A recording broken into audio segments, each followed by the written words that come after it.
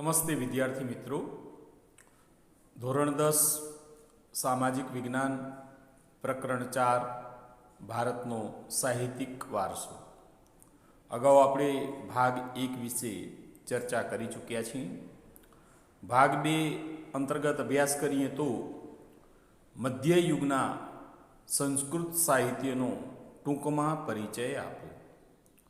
મધ્યયુગની શરૂઆતમાં કાશ્મીરમાં સોમદેવ કથા સરિત સાગર નામનું પુસ્તક લખ્યું અને કલ્હાણે રાજતરંગિણી નામનો મહાન ગ્રંથ રચ્યો. રાજતરંગિણી કાશ્મીરના ઇતિહાસને આલેખતો ઘણો મહત્વનો ગ્રંથ છે. ભારતનો સર્વપ્રથમ ઐતિહાસિક ગ્રંથ છે. કવિ જયદેવ કે જેમણે ગીત ગોવિંદ નામના કાવ્ય સંગ્રહની રચના કરી છે. આ કાવ્ય સંગ્રહમાં સંસ્કૃત સાહિત્યનો અતિ સુંદર કાવ્ય સંગ્રહ માનવામાં આવે છે. દક્ષિણ ભારતમાં શંકરાચાર્ય ભાષ્યની રચના કરી.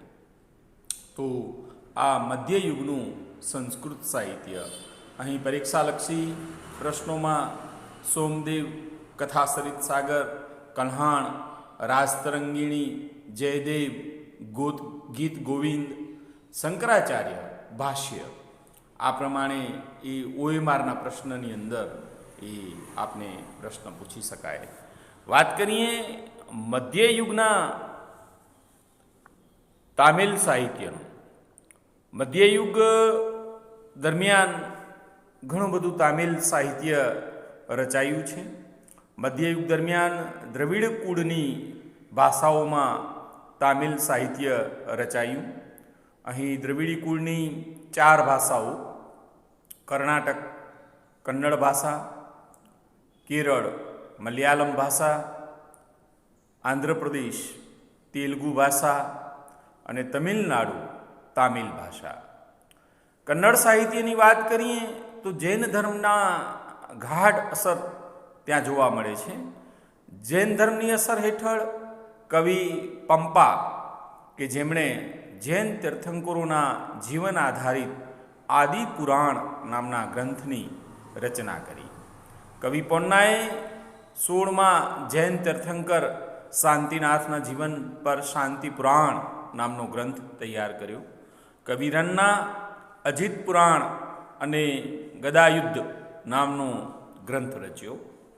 આ રીતે જે છે એ મધ્યયુગ દરમિયાન કન્નડ સાહિત્યની જેને ત્રિમૂર્તિ ગણી શકાય એવા કવિ પંપા, કવિ પોન્ના અને કવિ રન્ના, જેને કન્નડ સાહિત્યની ત્રિમૂર્તિ તરીકે ઓળખવામાં આવે છે. કવિ કંબલે એ તમિલમાં રામાયણમની રચના કરી. વાત કરીએ આપણે મધ્યયુગના ફારસી સાહિત્યની. પ્રશ્ન પરીક્ષામાં આ રીતે પૂછાય કે મધ્યયુગના ફારસી સાહિત્યનું વર્ણન કરવું. મધ્યયુગ એટલે સલ્તનત કાળ, જેમાં ફારસી દિલ્હીના સુલતાનોની રાજભાષા હતી. ફારસી સાહિત્યની અસરના લીધે અનેક ફારસી શબ્દોનો સમાવેશ ભારતીય ભાષાઓમાં થયેલો જોવા મળે છે. મધ્યયુગમાં અનેક ઇતિહાસકારો થઈ ગયા. ઇતિહાસકારોમાં ઝિયાઉદ્દીન બર્ની એ ખિલજી અને તકલગ વંશના રાજ્યોનું વિવરણ કરતો તારીખે ફિરોઝશાહી અને રાજકીય સિદ્ધાંતો વિશે ફતવાએ જહાંદારી નામના ગ્રંથની રચના કરી. એ સમયના સૌથી મહાન સાહિત્યકાર, ઇતિહાસકાર, રહસ્યવાદી સંત અને સંગીતકાર અમીર ખુસરો આસિકા, નૂહ, સિપિહર, કિરાતુલ સદાયન નામની કૃતિઓની રચના કરી. તદુપરાંત તેમણે અનેક કાવ્ય ગ્રંથો પણ રચ્યા છે. દિલ્હીની આસપાસના પ્રદેશોમાં બોલાતી હિન્દવી ભાષાને અમીર ખુસરો પોતાની માતૃભાષા માનતો. એ ભાષાઓમાં તેણે અનેક કાવ્યોની રચના કરી છે. તેણે હિન્દી અને ફારસી મિશ્રણવાળી દ્વિભાષી ચોપાઈઓ અને દુહા પણ રચ્યા છે. આપણે અમીર ખુસરોનો પરિચય પ્રાપ્ત કરીએ. પરીક્ષામાં ટૂંકનોંધ સ્વરૂપે આ પ્રશ્ન પૂછી શકાય છે કે અમીર ખુસરોનો પરિચય આપો. અમીર ખુસરો દિલ્હીના સલ્તનત કાળનો સૌથી મહાન સાહિત્યકાર ગણાય છે. તે એક કવિ, ઇતિહાસકાર, સંગીતકાર, રહસ્યવાદી સંત હતો. અમીર ખુસરો સુપ્રસિદ્ધ હઝરત નિઝામુદ્દીન ઓલિયાનો શિષ્ય હતો. તે ફારસી અને સંસ્કૃત ભાષાનો મહાન વિદ્વાન હતો. તેણે આશિકા, નૂહ, સિપિહર અને કિરાતુલ સદાયન નામની કૃતિઓની રચના કરી છે. કાવ્ય સંગ્રહો રચ્યા છે. અમીર ખુસરોને ભારતીય હોવાનો ગર્વ હતો. તેથી તે ભારતને પૃથ્વી પરનો સ્વર્ગ માનતો હતો. તેણે પોતાના પુસ્તકોમાં ભારતનું વાતાવરણ, તેની સુંદરતા, ઇમારતો અને જ્ઞાન વિજ્ઞાનના ભારોભાર વખાણ કર્યા છે. તે દ્રઢપણે માનતો કે હિન્દુ ધર્મનું સાર તત્વ અનેક દૃષ્ટિએ ઇસ્લામ સાથે મળતું આવે છે. તે દિલ્હીની આજુબાજુના વિસ્તારોમાં બોલાતી હિન્દવી ભાષાને પોતાની માતૃભાષા માનતો હતો. હિન્દવીમાં તેણે અનેક કાવ્યો રચ્યા હતા. તેણે હિન્દી અને ફારસીનું સંમિશ્રણ કરી અને દ્વિભાષી ચોપાઈઓ અને દોહાઓ પણ રચ્યા હતા. હવે વાત કરીએ આપણે મધ્યયુગના પ્રાદેશિક ભાષાઓના સાહિત્ય વિશે. તો મધ્યયુગ દરમિયાન બંગાળ, ગુજરાત અને અન્ય રાજ્યોમાં સુલતાનોએ સ્થાનિક ભાષાઓ અને સાહિત્યને રાજ્યાશ્રય આપ્યો હતો. કબીર જેવા ભક્તિ માર્ગના અનેક સંત કવિઓએ લોકભાષામાં ઉપદેશ આપ્યો. સંધુગળી માં લખાયેલ કબીરના દોહા લોક સાહિત્યનું અંગ બન્યા. આ સમયમાં ભોજપુરી અને અવધીમાં હિન્દી ભાષાની મુખ્ય બોલીઓ હતી. અવધ, અયોધ્યામાં ભાષાઓમાં મલિક મુહમ્મદ જાયશી, જેમણે પદ્માવત નામનું મહાકાવ્ય રચ્યું. સંત તુલસીદાસે રામચરિત માનસ નામનો સુપ્રસિદ્ધ ગ્રંથ લખ્યો. બંગાળના સુલતાનોને પ્રોત્સાહન મળવાથી બંગાળમાં કૃતિવાસે રામાયણ અને કવિ ચંડીદાસે સેંકડો ગીતો રચ્યા. બંગાળમાં સંત ચૈતન્ય મહાપ્રભુથી ભક્તિ ગીતો લખવાની પરંપરા શરૂ થઈ. નરસિંહ મહેતાએ ગુજરાતી ભાષામાં અને સંત નામદેવે અને સંત એકનાથે મરાઠી ભાષામાં ભક્તિ ગીતોની રચના કરી. કાશ્મીરમાં જૈનુલ અબિદીનના આશ્રયે મહાભારત અને રાજતરંગિણી જેવા સંસ્કૃત ગ્રંથોનું ફારસીમાં અનુવાદ થયો. વાત કરીએ મધ્યયુગના મુઘલકાલીન સાહિત્યનો પરિચય આપો. આ પ્રશ્ન પણ પરીક્ષાલક્ષી અગત્યનો કે મધ્યયુગમાં મુઘલકાલીન સાહિત્યનો પરિચય આપો. મુઘલ બાદશાહ બાબરે તુર્કી ભાષામાં તુઝુકી બાબરી, ફારસીમાં જેને બાબરનામા તરીકે ઓળખવામાં આવે છે, અને બાદશાહ જહાંગીરે તુઝુકે જહાંગીરી નામની આત્મકથાઓ લખી. હુમાયુની બહેન ગુલબદન બેગમ કે જેમણે હુમાયુની આત્મકથા હુમાયુનામાની રચના કરી. બાદશાહ ઔરંગઝેબે પણ સિદ્ધહસ્ત એક લેખક હતો.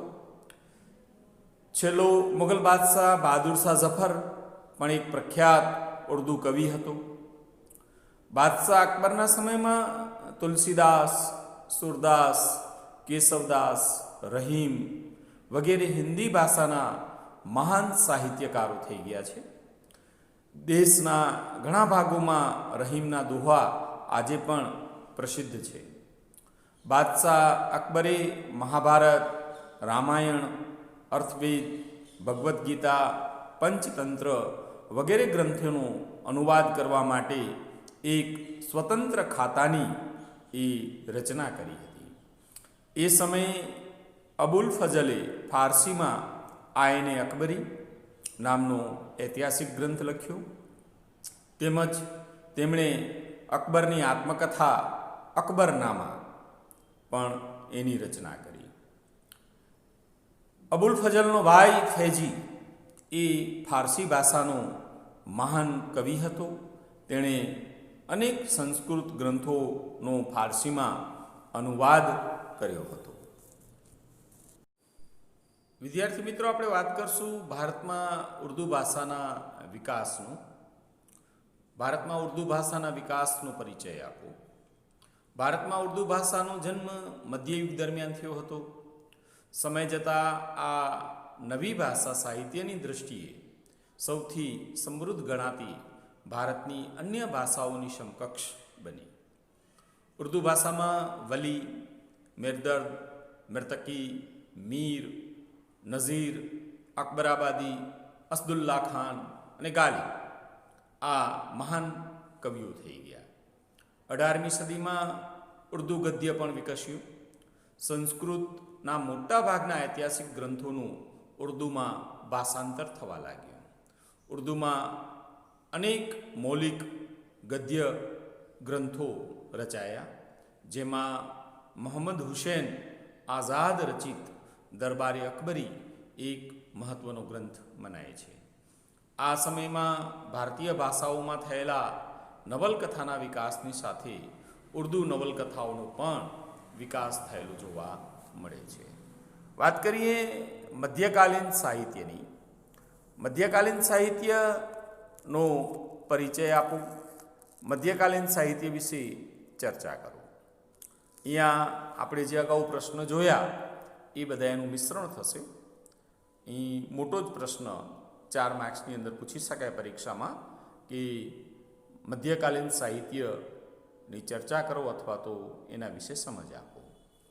મધ્યકાલીન સાહિત્યની વાત કરીએ તો મધ્યયુગના આરંભમાં ઉત્તર ભારતમાં સંસ્કૃત ભાષામાં સાહિત્ય રચાયું. આ યુગમાં અપભ્રંશ ભાષાઓમાંથી આધુનિક ભારતીય ભાષાઓનો વિકાસ થયો. મધ્યયુગ દરમિયાન દ્રવિડી કુળની ભાષાઓમાં ઘણું તામિલ સાહિત્ય રચાયું છે. આ સમય દરમિયાન તેલુગુ ભાષામાં રામાયણ અને મહાભારતનું ભાષાંતર થયું, તેમજ વ્યાકરણ ગ્રંથો અને વિજ્ઞાન વિષયક ગ્રંથો અને કેટલાક લૌકિક સાહિત્યના ગ્રંથો પણ રચાયા છે. મધ્યયુગમાં મલયાલમ ભાષામાં સાહિત્ય રચવાનું શરૂ થયું. દિલ્હીના સલ્તનત કાળ દરમિયાન હિન્દી ભાષાના 2 સ્વરૂપો, એક વ્રજ અને બીજી ખડી બોલીમાં અનેક ભક્તિ ગીતો રચાયા છે. રાજસ્થાનની ભાષામાં અલ્હા, ઉદલ અને બિસલ દેવ રાસો નામના પ્રખ્યાત વીર ગાથાઓની રચના થઈ. મુલ્લા દાઉદ રચિત ચંદ્રાયન અવધ ભાષાનો સૌથી જૂનો ગ્રંથ માનવામાં આવે છે. સલ્તનત કાળમાં ફારસી એ દિલ્હીના સુલતાનોની રાજભાષા હતી. તેના સાહિત્યની અસર રૂપે અનેક ફારસી શબ્દોનો ભારતીય ભાષાઓમાં સમાવેશ થયેલો છે. કબીર જેવા ભક્તિ માર્ગના અનેક સંત કવિઓએ લોકભાષામાં ઉપદેશ આપ્યો. કબીરના દોહરા લોક સાહિત્ય તરીકે જાણીતા બન્યા. કબીરની રચનાઓમાં મુખ્યત્વે સંદુકડી લોકબોલીમાં રચાયા છે. આ સમયમાં અવધી ભાષામાં મલિક મુહમ્મદ જાયશી કે જેમણે પદ્માવત નામનું મહાકાવ્ય અને સંત તુલસીદાસે રામચરિત માનસ એ નામનો પ્રસિદ્ધ ગ્રંથ લખ્યો છે. બંગાળના સુલતાનોનું પ્રોત્સાહન મળવાથી બંગાળીમાં કૃતિવાસે રામાયણ અને કવિ ચંડીદાસે સેંકડો ગીતો રચ્યા છે. એ ઉપરાંત સંત ચૈતન્ય મહાપ્રભુએ ઘણા બધા ભક્તિ ગીતોની રચના કરી છે. નરસિંહ મહેતાએ ગુજરાતી ભાષામાં અને નામદેવ અને એકનાથે મરાઠી ભાષામાં અને મીરાબાઈએ રાજસ્થાની અને ગુજરાતી ભાષામાં ભક્તિ પદોની રચના કરી છે. કાશ્મીરમાં જૈનુલ અબિદીનના આશ્રય મહાભારત અને રાજતરંગીણી જેવા એ સંસ્કૃતના ગ્રંથોનું ફારસીમાં અનુવાદ થયું છે. વિજયનગરના મહાન સમ્રાટ એવા કૃષ્ણદેવરાય આમુક્ત માલ્યદા નામનો એ ગ્રંથ લખેલો છે. બાદશાહ બાબરે તુઝુકે બાબરી અને બાદશાહ જહાંગીરે તુઝુકે જહાંગીરી નામની આત્મકથાઓ તુર્કી ભાષામાં લખી હતી. હુમાયુની બહેન ગુલબદન બેગમ કે જેણે હુમાયુની આત્મકથા હુમાયુ નામાની રચના કરી. બાદશાહ અકબરના સમયમાં અબુલ ફઝલે ફારસી ભાષામાં આયને અકબરી નામનો ઐતિહાસિક ગ્રંથ લખ્યો છે. તેમજ તેણે અકબરની આત્મકથા અકબરનામા લખી. અબુલ ફઝલનો ભાઈ ફૈજી એ ફારસી ભાષાનો મહાન કવિ હતો. તેણે અનેક સંસ્કૃત ગ્રંથોની ફારસી ભાષામાં અનુવાદ કર્યા હતા. અકબરે સંસ્કૃત ગ્રંથોનો અનુવાદ કરવા માટે એક અલગ ખાતાની રચના કરી હતી. અકબરના સમયમાં ઇતિહાસમાં અનેક ગ્રંથો રચાયા હતા. છેલ્લો મુગલ બાદશાહ બહાદુર શાહ ઝફર એ ઉર્દુ ભાષાનો કવિ હતો. મધ્યયુગ દરમિયાન ઉર્દુ ભાષાનો જન્મ થયો, જે ભાષા સાહિત્યની એક મહત્ત્વની ઘટના ગણાય છે. આ ભાષાઓમાં વલી, મિરદર્દ, મિર્તકી, મીર, નઝીર, અકબરાબાદી અને અસદુલ્લા ખાનને ગાલિબ એ મહાન કવિઓ થઈ ગયા. 18મી સદીમાં દરમિયાન ઉર્દુ ગ્રંથો પણ લખાયા છે, જેમાં મોહમ્મદ હુસૈન આઝાદનો દરબારે અકબરી એક મહત્ત્વપૂર્ણ ગ્રંથ માનવામાં આવે છે. તો આપણે આજે મુખ્યત્વે મધ્યકાલીન ભારતીય સાહિત્યનો અભ્યાસ કર્યો છે. આમ મોટા પ્રશ્ન સ્વરૂપે મધ્યકાલીન ભારતીય સાહિત્યનો પરિચય આપો, તો આ રીતે આપણે જે હમણાં ચર્ચા કરી તે મુજબ આખો પ્રશ્ન બનશે અને 2 માર્ક્સવાળા, 3 માર્ક્સવાળા અને OMR પ્રકારના પ્રશ્નો પણ આમાંથી આપને પૂછી શકાય. આપ ઘરે એ રીતે એક કોષ્ટક તૈયાર કરી અને કર્તા અને કૃતિનું નામ એ રીતે અગર તમે તૈયારી કરશો તો કૃતિ અને કર્તાનું નામ તમને સહેલાઈથી યાદ રહી જશે. 2માં કરી શકાય: પ્રાચીન ભારતીય સાહિત્ય કે જેના કર્તા અને કૃતિ, અને મધ્યકાલીન ભારતીય સાહિત્ય કે જેના કર્તા અને કૃતિ. આ રીતે તમે તૈયારી કરશો તો તમને નામ સહેલાઈથી યાદ રહી જશે. ધન્યવાદ.